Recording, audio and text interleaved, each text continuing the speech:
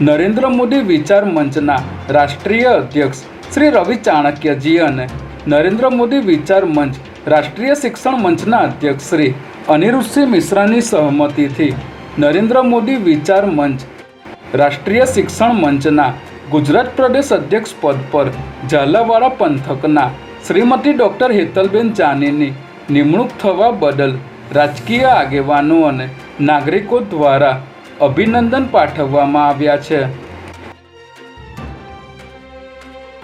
અમદાવાદ શહેરના મધ્યમાંથી વહેતી સાબરમતી નદીને સંપૂર્ણપણે ખાલી કરીને હાલ સ્વચ્છ સાબરમતી મહાઅભિયાન ચાલી રહ્યું છે, જે અંતર્ગત અમદાવાદ મ્યુનિસિપલ કોર્પોરેશન અને અન્ય સામાજિક સંસ્થાઓના સહયોગથી સાબરમતી નદીમાં સફાઈ કરવામાં આવી રહી છે. ત્યારે રાજ્યપાલ આચાર્ય દેવવ્રતે આજે ગુજરાત વિદ્યાપીઠના વિદ્યાર્થીઓ અને શિક્ષકો સાથે વલ્લભ સદન ખાતે સાબરમતી નદીના તટમાં ઉતરીને સ્વચ્છતા માટે શ્રમદાન કર્યું હતું.